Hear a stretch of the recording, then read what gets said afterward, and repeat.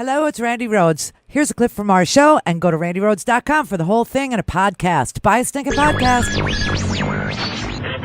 Mary had a little man. The fault. We believe that all men are created equal. To the magnificent mosaic that is America. From radio beacon to radio beacon. I have a dream today. Change has come to America. Believe me. Knock, knock. Who's there? It's a figment of your imagination. Randi Rhodes Show. Turn up your mind. It was about a year ago when Michael Flynn took a plea and decided to cooperate with the Mueller probe. A lot of it has to do with the fact that, you don't become rich when you're a general. And he was being bled dry by legal fees. So he was National Security Advisor for a while. He got fired because he didn't tell the truth. Lost his house as a result, right? Right, yeah. He got fired because he didn't tell the truth about his talk with Ambassador Kislyak of Russia to Vice President Pence, who went on national television and said it. That's the story. Now we find out more of the story. When Robert Mueller, after dealing with 19 separate interviews with Lieutenant General Michael Flynn, has decided to recommend no jail time. He was only looking at 6 months max, but he recommended no jail time because of this. Well, I'm confused. I thought he's the guy who met with the Russian ambassador. He's the guy who it sounded like was all involved in collusion, and yet the very basis of this whole Mueller investigation has been figure out how the Trump administration, if they colluded with the Russians. This was essentially the point person there during the transition, and if he's getting 0 jail time,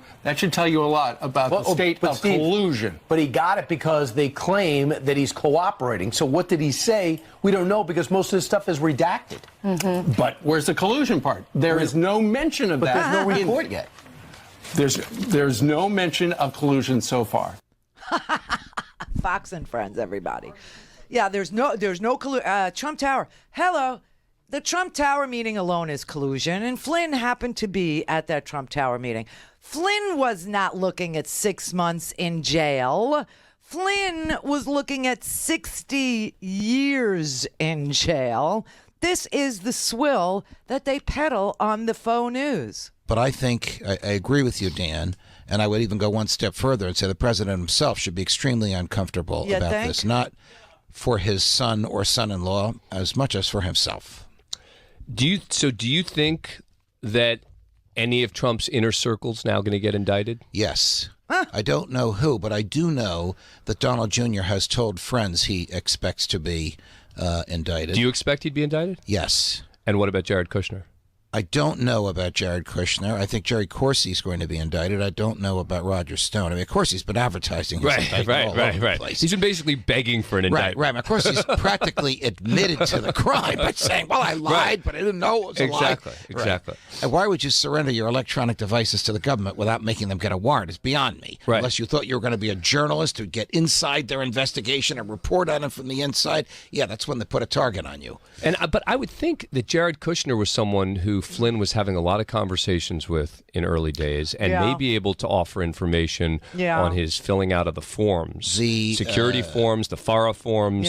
The information to which General Flynn pleaded guilty almost exactly a year ago, December 1st last year, refers, I'm fairly confident, to Jared Kushner by one of those ambiguous names. High campaign official #1. Yep.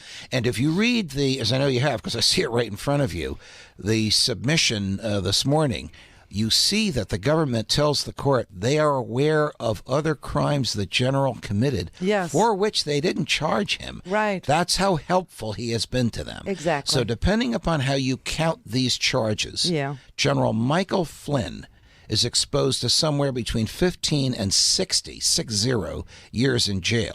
And the federal government is saying 0. Yeah. When is the last time you saw the feds who indicted somebody say no jail time? Yeah. Almost unheard of. Yes, and it's because he cooperated, and he's handing Mueller information on the Trump Tower meeting, on Jared Kushner's back channel efforts, on the Seychelles meeting, on I mean, there's a whole host of things that Flynn was involved in.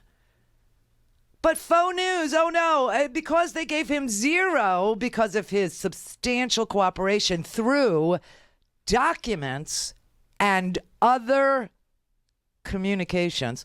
which still suggests to me that man wore a wire like any low-level mob guy who got caught would do to bring in Paulie. Well, of course, Trump Jr. Why? Because it's the Trump Tower meeting. That was collusion. That was a conspiracy to collude to get stolen documents from the Russian intelligence agents who hacked into the DNC's computers and then offered that information to Donald Trump Jr. at the Trump Tower meeting, where Michael Flynn, Paul Manafort, Paulie Walnuts, and Jared Kushner were all, and Jr. were all in attendance. Of course, and you know Jared Kushner's on their radar screen because there's this redacted part that talks about the Israeli UN effort, right? That the United States was going to allow a vote on Israeli settlements in the Palestinian territories. And the resolution in front of the UN Security Council was to tell Israel to stop building settlements in the Palestinian territories. The United States had taken a position that it would not veto that resolution, and Jared was beside himself and went to Flynn, and Flynn went to Kislyak and asked the Russians to cast the veto. If I were Jared Kushner and I saw Israeli settlements as an issue to do with Michael Flynn, I would be peeing my pants. Get the diapers, Junior. Seriously. And I'm not the only, but Fox News, it's like an alternative universe. If you're like me and you grew up to revere an FBI agent, and the FBI comes to your house and maybe some crime took place in the neighborhood, and maybe you have a little bit of information, but you don't quite fully recall everything, but you're pretty sure you do, the advice I have to give you now is don't talk to the FBI. Oh, my God. Oh, my God. And then last night, he had, I mean, this was just the most bizarre workarounds I ever saw in my life. And you know, before I play you what he said last night about the troops, this is an insult to the troops. Sean was never a troop. I was an airman, okay? I was in the Air Force. I just wanted to say that. None of us feel that upholding the Constitution is an insult to us. Nobody feels like having a national security advisor who's compromised by foreign governments is a good thing for the troops. I hate when they call us troops. But before I say that, I want to just show you this Washington Post article that came last night. This is sick. I'm not going to read you the whole thing, but I'm just going to give you a synopsis, okay?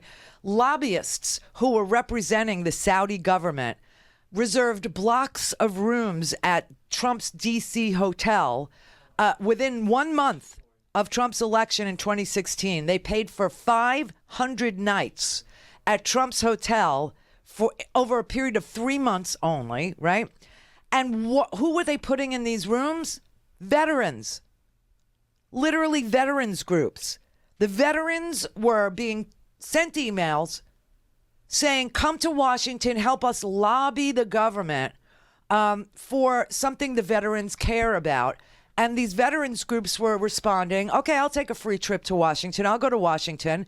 And they were putting these veterans up at the Trump luxury hotel and treating them to dinners and drinks and all this stuff. And it turns out that the people who were footing the bill for our veterans to come to Washington to lobby the government was the Saudis. And you know what they were lobbying on? A piece of legislation passed the House and the Senate, and it was designed to allow the families of 9/11, I swear to God. It was a piece of legislation that allowed the families of 9/11 to bring lawsuits for monetary compensation from the Saudi government to them, because 15 of the 19 hijackers on 9/11 were Saudis. And so our Congress passed a piece of legislation called JASTA, okay? And it was a piece of legislation that said that the September 11 victims' families could sue Saudi Arabia for compensation. The Saudis hate that. And so they had to find someone more sympathetic or more lovable than the 9/11 families. And they decided to go through some Republican law firm and fly some veterans into the Trump hotels to lobby the government against the 9/11 families. Well, the veterans found out, and they were livid. They were like, what are you... We didn't know the Saudis were paying for these. Well, the Saudis paid $270,000 to the Trump Organization to use our veterans as lobbyists for the Saudi government. I mean, that is just wretched. And now the vets, they now know. Some of the veterans who stayed at the Trump Hotel said they were kept in the dark about the Saudis' role in the trips. And now they wonder if they were used twice over, not just to deliver someone else's message to Congress, but also to deliver business to the Trump Organization. Henry Garcia, a Navy veteran from San Antonio who went on 3 trips to the Trump Hotel, said, "It all made sense in the world when we found out that the Saudis had paid for it." The Washington firm that paid for it, that took the Saudi money and put it into the Trump Hotel, is called Corvus MSL Group. They have long represented the Saudi government in the United States, and they paid for the veterans' fly-in trips. It was 6 trips. And the veterans groups grew larger and larger. And they said they had no idea. And they feel so disgusted that they were used as pawns for the Saudi government. Some of them said to battle one of America's most revered groups, the September 11th families, they recruited allies from another revered group, the veterans.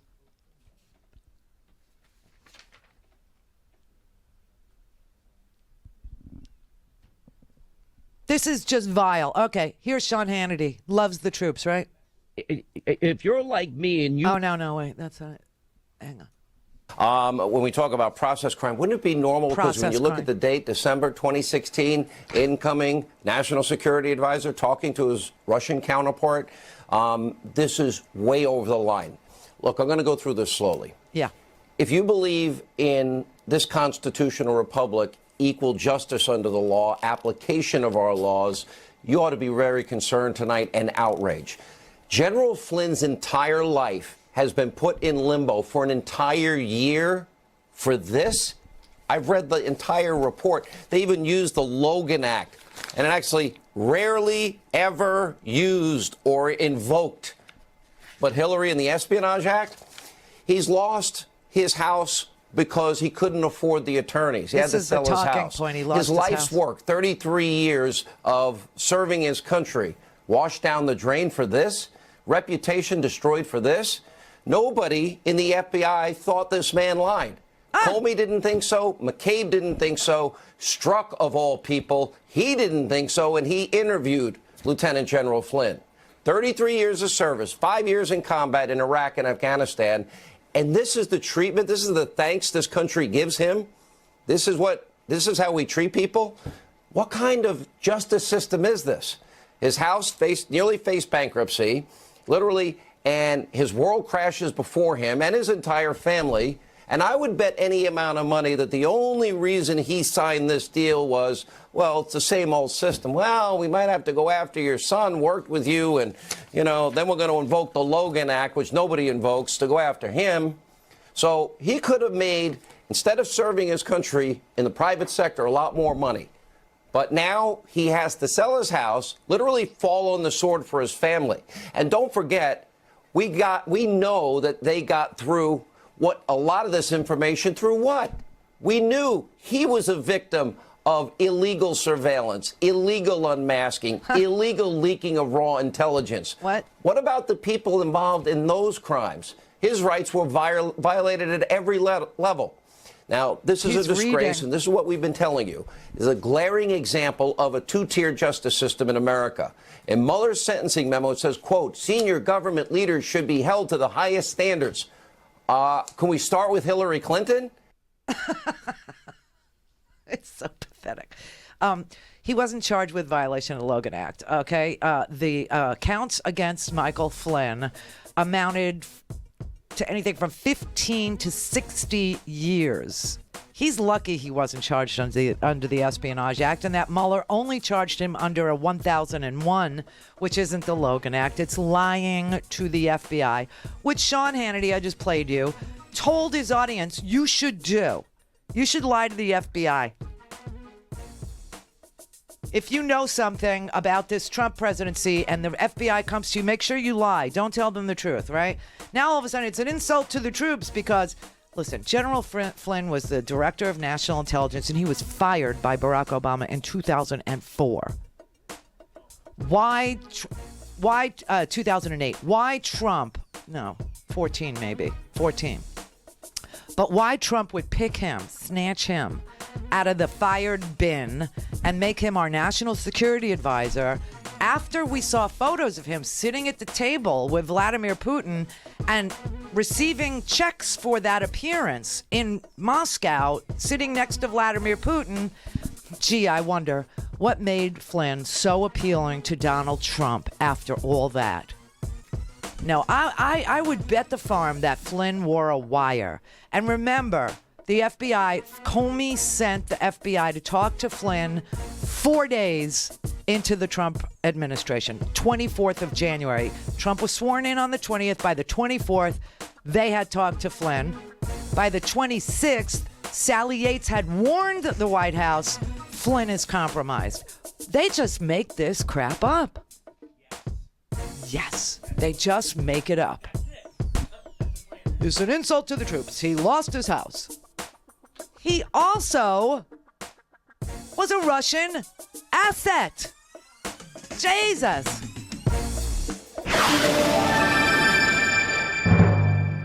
Go to RandiRhodes.com for the whole thing and a podcast. Buy a stinking podcast.